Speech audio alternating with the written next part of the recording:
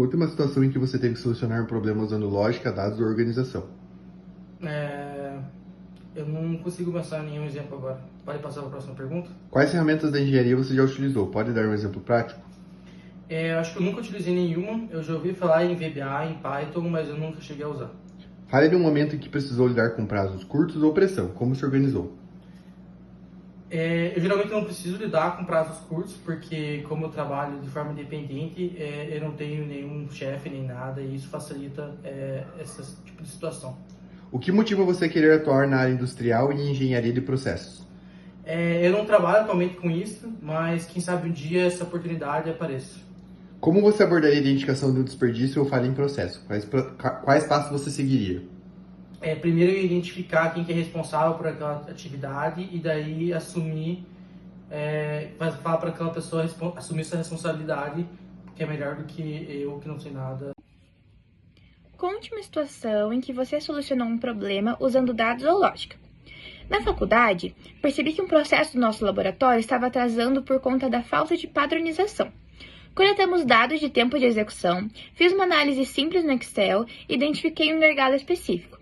Apliquei um 5W2H e sugeri uma reorganização do fluxo. O tempo total caiu cerca de 20%. Quais ferramentas de engenharia você já utilizou? Pode dar um exemplo prático? Já utilizei Excel avançado, Power BI básico, 5W2H, Scala e PDCA.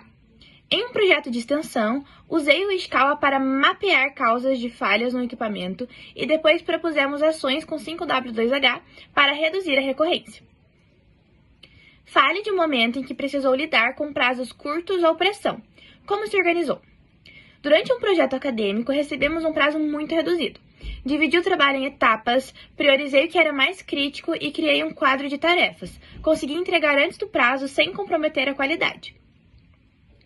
O que motiva você a querer atuar na área industrial e engenharia de processos?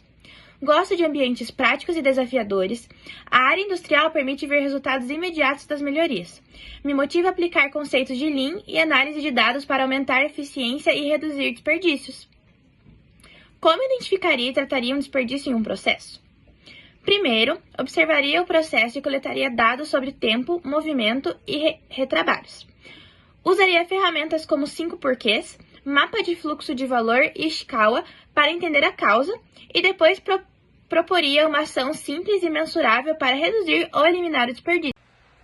Então aqui a gente fecha a vaga de estágio presencial para engenharia, tá? Alguns requisitos básicos aí foram solicitados, mas o escopo da vaga é basicamente atuar no campo industrial, na vaga de estágio, medindo o tempo, balanceando linhas ali, desenvolvendo trabalhos padrão ou auxiliando a desenvolver, né? Então, alguns requisitos básicos foram pedidos ali, né? Então, boa comunicação, a justificativa é porque todo bom funcionário precisa saber se comunicar para expor seus pontos, pacote Office intermediário, então Excel, Power BI, PowerPoint, porque hoje em dia está muito em alta e quase todos os trabalhos aí envolvem alguma das ferramentas, então a gente está pedindo ali um nível intermediário.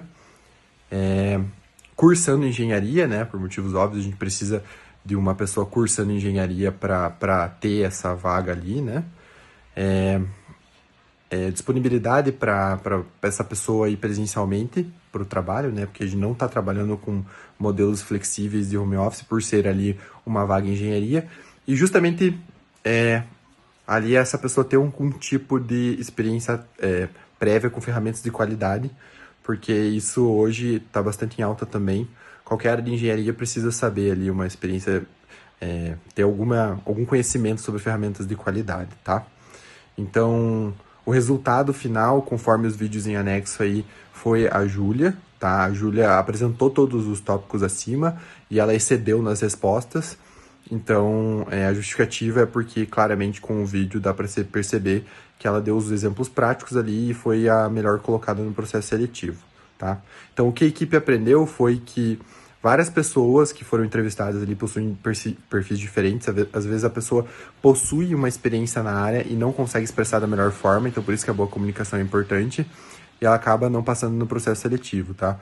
Assim como alguns pontos básicos, soft skills aí, como você ficar nervoso na entrevista, ou você dá um exemplo que não tá tão claro, ou você dá um exemplo que não tem a ver com o que foi solicitado, né? ou às vezes a falta de confiança, né? Então a gente aprende que nenhum perfil é reprovável para sempre, os perfis têm que ser moldados e estudados no futuro aí, né? E é o esforço da própria pessoa que faz a efetivação ali, ou, enfim, a entrada na vaga acontecer, tá? Então esse foi o maior aprendizado da equipe e que às vezes a melhor pessoa, né?